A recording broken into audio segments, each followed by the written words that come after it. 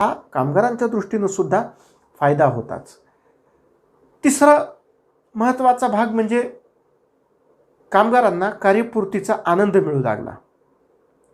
म्हणजे टेलर पूर्व काळामध्ये कोणत्याही व्यवस्थेने कामगारांकडं कोणता अनुभव आहे, त्याचं कोणतं कौशल्य आहे, त्याची आवड काय आहे, त्याचं व्यक्तिमत्व, त्याची शारीरिक मानसिक क्षमता कशी आहे, त्याचा कल किंवा त्याची अभिवृत्ती काय आहे, ह्या कुठल्याही गोष्टीची दखल घेतलेली नव्हती. टेलरनं या साऱ्या गोष्टींची दखल घेतलेली आहे आणि त्याचा परिणाम हा असा झालेला आहे की कर्मचाऱ्यांचा उत्साह वाढलेला आहे. कर्मचाऱ्यांना कार्यपूर्तीचा एक आनंद मिळत आहे.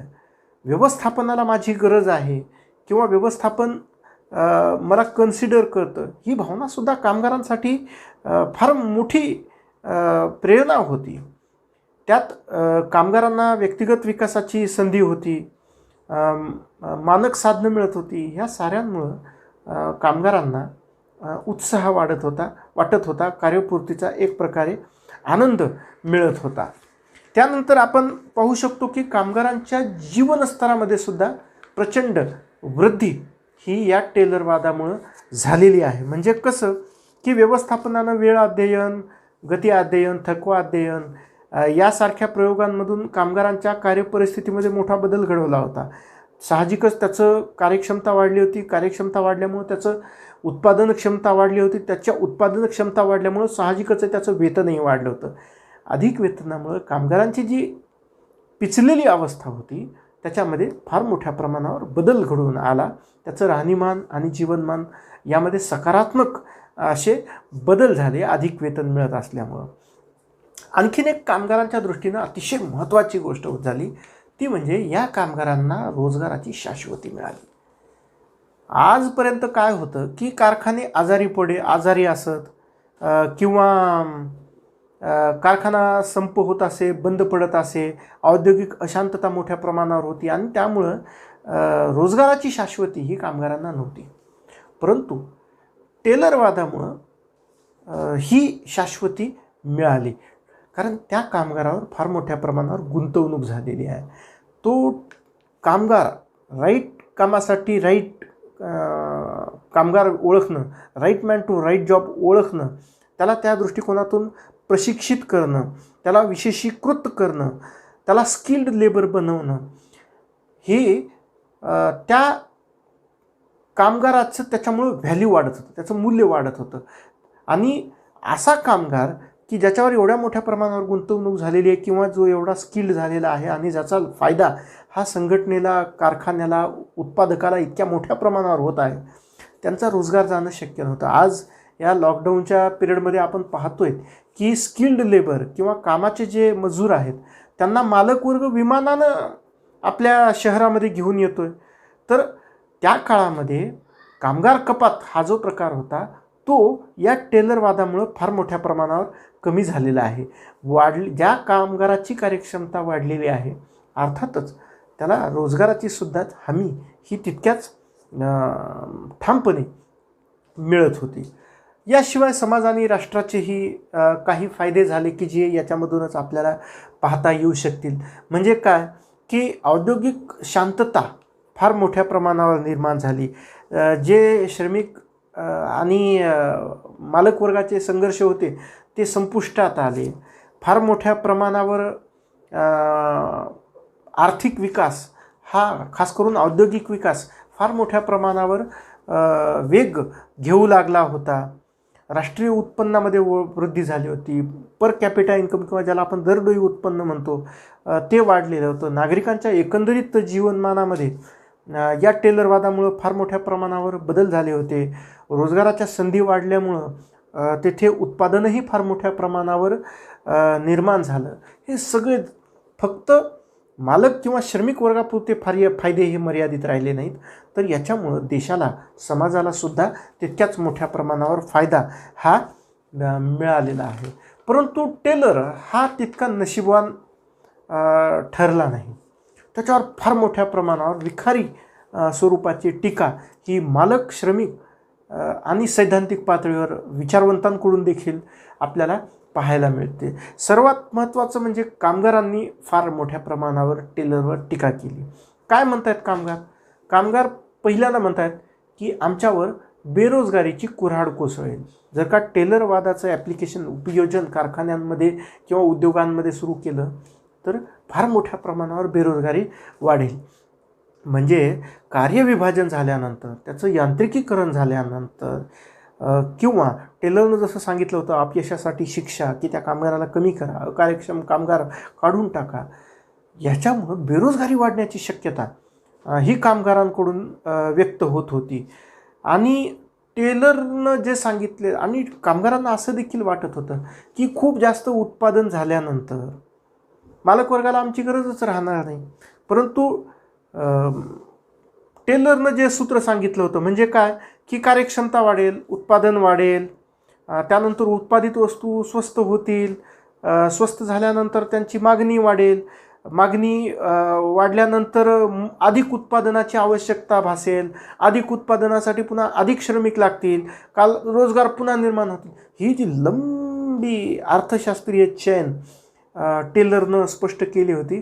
कामगारांना याच्याशी काही देणं घेणं नव्हतं. कामगार काय म्हणत होते, मी कामावर राहीन परंतु माझा सहकारी कामावर राहणार नाही, मला वाढीव वेतन मिळेल पण माझ्या सहकार्याला मिळणार नाही, अपयशासाठी शिक्षा मिळेल, कामगारांची कपात होईल, ह्या गोष्टी कुठल्याही कामगारांना नको होत्या. आणि त्याच्यामुळं कामगारांनी टेलरवादावर प्रचंड मोठ्या प्रमाणावर टीका जी केली ती यामुळेच केली की याच्यामुळे बेकारीची शक्यता ही वाढलेली होती. त्याच्यानंतर टेलरवादावर आणखीन एक टीका केली जाते की टेलरवादामुळं कार्यातला आनंद निघून जाईल. म्हणजे कसं की टेलर कार्यविशेषीकरण सांगतोय, right man to right job सांगतोय, त्या कामगाराचा कल ओळखून त्याला तेच काम द्यायचं आणि विशेषीकरण साध्य करायचं, आणि या विशेषीकरणामुळं त्याचंही वेतन वाढेल अशी अपेक्षा, असं प्रतिपादन टेलर करतोय. परंतु यामुळं नवनवीन कार्य करण्याचा, काही शिकण्याचा जो आनंद पूर्वी कामगारांना मिळत होता तो आता मिळणार नाही. कामगाराला तेच ते काम पूर्ण आयुष्यभर करावं लागणार होतं, दीर्घकाळापर्यंत करावं लागणार होतं. कामाचं जे नियोजन टेलरनं घालून दिलं होतं त्याच्यामध्ये कामाची निवड करण्याचं स्वातंत्र्य हे श्रमिकाला मुळात नव्हतंच. आणि त्याच्यामुळं काही नवीन शिकण्याची, नवीन निर्माण करण्याची जी उर्मी असते, जी ऊर्जा असते तीच मुळात संपुष्टात येणार होती. आणि तो सुद्धा एक मोठ्या टीकेचा भाग हा टेलरवादावर कामगारांकडून झाला होता की त्यांना नवीन शिकण्याची संधी नाकारली जात होती याच्यामध्ये. त्याच्यानंतर आणखीन एक मोठी टीका श्रमिकांचं शोषण. आणि टेलरवादावर तर असा आक्षेप घेतला जातो की हा शास्त्रीय सिद्धांत कामगारांचं शास्त्रीय पद्धतीनं शोषण करतो. का असं म्हटलं जातं, कारण याच्यामध्ये टेलर उत्पादन वाढवण्याबाबत बोलतोय आणि उत्पादन वाढवणाऱ्या कर्मचाऱ्याला वाढीव वेतन देण्याबाबत बोलतोय. परंतु वाढलेल्या उत्पादनाचं आणि कामगारांना मिळणाऱ्या त्याच्या मोबदल्याचं जे प्रमाण होतं ते अगदीच व्यस्त होतं. म्हणजे ज्या प्रमाणात मालकवर्गाचं उत्पादन वाढत होतं आणि नफा वाढत होता त्या प्रमाणात कामगारांचे वेतन वाढत होते का, तर मुळीच नाही. मग अशा पद्धतीच्या वाढीव वेतनाला कामगारांचा नकार होता. म्हणजे टेलरनं ज्या पद्धतीनं सांगितलं होतं की उत्पादकता घडवून आणा, तुमचं वेतनही वाढेल, तर मालकाच्या समृद्धीत ज्या प्रमाणात भर झाली त्या प्रमाणात कामगारांच्या समृद्धीमध्ये भर झालेली नाही. आणि आणखीन एक गोष्ट झाली की या प्रेरणात्मक मजुरी दराच्या लोभापायी किंवा वाढीव वेतनाच्या लोभापायी श्रमिकांनी स्वतःच्या आरोग्याचा, स्वतःच्या स्वास्थ्याचा, स्वतःच्या आवडीनिवडीचा किंवा स्वतःच्या इच्छेचा, क्षमतेचा कुठलाही विचार न करता या उत्पादनाच्या प्रक्रियेमध्ये उडी घेतली होती. आणि हे फार मोठं शोषण होतं की कामगाराला ते एक टास्क मालक वर्गानं, व्यवस्थापक वर्गानं जे ठरवून दिलं होतं ते हाऊ एनी कंडिशन, कोणत्याही स्थितीमध्ये पूर्ण करणं अनिवार्य असणं, ही सगळ्यात मोठी हे सगळ्यात मोठं शारीरिक, मानसिक, आर्थिक शोषण होतं की ज्याच्याबाबत टेलर मौन आहे. याच्याशिवाय आणखीन एक टीका केली जाते की याच्यामुळं कामगार संघटनांचं खच्चीकरण झालं. साहजिकच आहे, कारण कामगार संघटना कधी अस्तित्वात येतात किंवा कामगार संघटना आक्रमक कधी होतात, जेव्हा त्यांच्यावर अन्याय अत्याचार होतो. परंतु टेलर ही संदेश देत नाही. प्रत्येक कार्यशास्त्रीय पद्धतीनं केल्यामुळं त्या कामगार वर्गामध्ये सुद्धा दोन गट निर्माण झाले की जो एक वेतनाच्या मागं लागून व्यवस्थापक वर्गानं टाकलेल्या जबाबदाऱ्या पार पाडत जात होता, त्याच्यामध्ये सक्षमता होती ती, आणि दुसरा तो वर्ग होता की जो पिचत जात होता, ज्याच्यामध्ये ती क्षमता नव्हती, ज्याला आरोग्य साथ देत नव्हतं आणि ज्याला अपयशासाठी शिक्षा मिळत होती, कपात केलं जात असे तो वर्ग. परंतु ह्याच्यामुळं झालं असं की जी ती एक गठ्ठा शक्ती होती कामगारांची ती स्प्लिट झाली, त्याच्यामध्ये फूट पडली आणि कामगार संघटनांचं जे खच्चीकरण आहे ते मोठ्या प्रमाणावर या काळामध्ये झालं. आणखीन एक मोठी टीका मानवी बाजूची या सिद्धांतानं प्रचंड उपेक्षा केलेली आहे.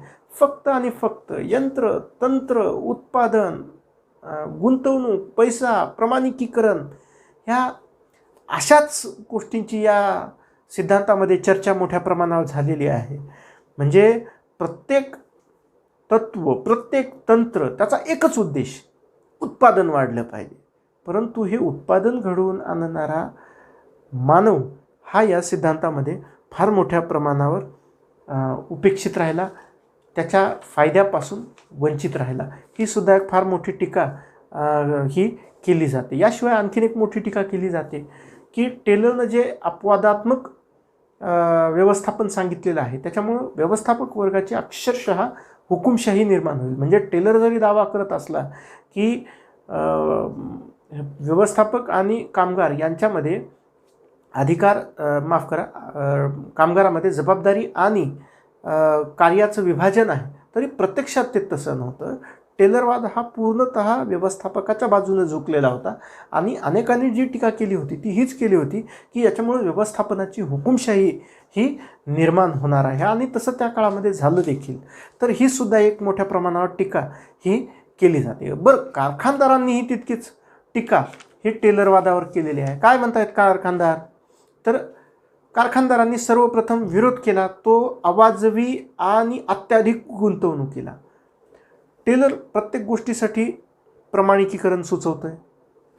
टेलर कामगारांची शास्त्रीय निवड सांगतोय, त्यांना प्रशिक्षण देण्याबाबत सांगतोय. याशिवाय श्रमविभाजन, यांत्रिकीकरण, वेगवेगळे अभ्यास, निरीक्षण, पर्यवेक्षण या सगळ्या गोष्टींवर टेलर फार मोठी गुंतवणूक सांगतोय.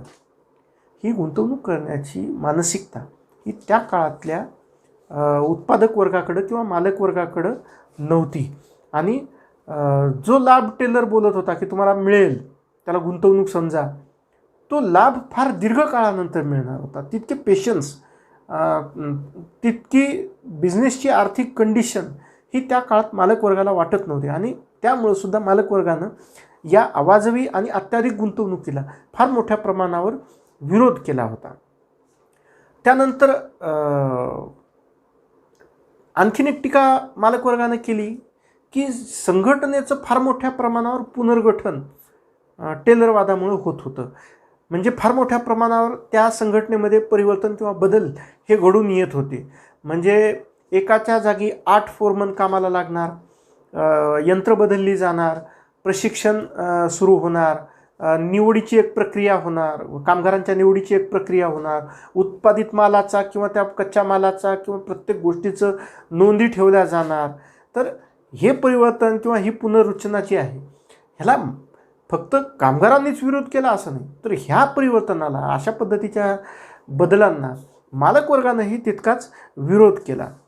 कारण याच्यासाठी भांडवल तर लागतच होतं, परंतु या दरम्यान जी एक व्यवस्था लागलेली असे कामाची ती सुद्धा डिस्टर्ब होत असे आणि मालक वर्गाला ते सुद्धा नको होतं. त्यानंतर आपण पाहू शकतो की जे लहान उद्योग आहेत, लहान उद्यम आहेत, त्यांच्यासाठी तर टेलरवाद म्हणजे काहीच फारसा उपयोगाचा नाही.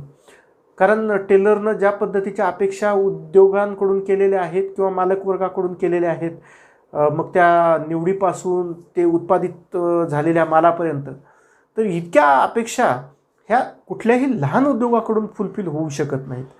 आणि आणखीन एक आक्षेप असा घेतला जातो की आजच्या काळामध्ये टेलरवाद हा कालबाह्य ठरत आहे. म्हणजे आजचा टेलर 8 फोरमन सांगतोय प्रत्येक कर्मचाऱ्यावर नियंत्रण ठेवण्यासाठी, त्याला शिकवण्यासाठी, पर्यवेक्षण करण्यासाठी, मार्गदर्शन करण्यासाठी, सूचना देण्यासाठी. परंतु आज घडीला आपण पाहतोय की वॉलमार्ट असेल किंवा इतर कोणत्याही मल्टीनॅशनल कंपनीज असतील, ॲमेझॉन असेल, की हजारो मैल दूर राहून सुद्धा ते आपल्या कर्मचाऱ्यांवर सुपरवाईज करतात. अशा वेळी टेलरनं जे काही तंत्र आणि तत्वांच्या माध्यमातून सांगितलेलं आहे, ऑब्व्हियसली साहजिकच आहे की आजच्या काळामध्ये ते गैरलागू आहे, त्याचा उपयोग नाही. बरं, टेलरनं आणखीन एका गोष्टीचा आग्रह धरला होता, स्टँडर्डायझेशनचा. आजचा कालखंड हा इतका गतिमान झालेला आहे की दर दिवशी इथं टेक्नॉलॉजी बदलत आहे. अशावेळी टेलरनं जे तत्त्व सांगितलं होतं प्रमाणिकीकरणाचं, तर ते गैरलागू सिद्ध होतं आहे. म्हणजे आज घडीला टेलरच्या हिशोबानं टेलर म्हणेल की हा कॉम्प्युटर नको, ही मशीन नको, का तर स्टँडर्ड पाहिजे, प्रमाणित पाहिजे. इतक्या फास्ट पद्धतीनं टेक्नॉलॉजी आजच्या काळात चेंज होत असताना संघटनेमध्ये सुद्धा ते बदल तितक्याच समांतरपणे घडवून आणणं हे कुठल्याही कारखानदाराला परवडणारं नव्हतं. गतिमान आजच्या तांत्रिक युगामध्ये ही गोष्ट शक्य नाही. आणि कारखानदार वर्गाला